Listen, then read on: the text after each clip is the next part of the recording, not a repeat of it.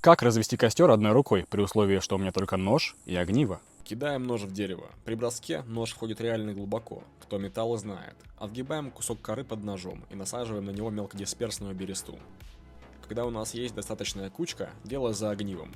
Даже упав на землю, береста все равно горит за счет большого количества масел внутри нее. Поджигаем более крупный кусок, и теперь главное донести его до костровища.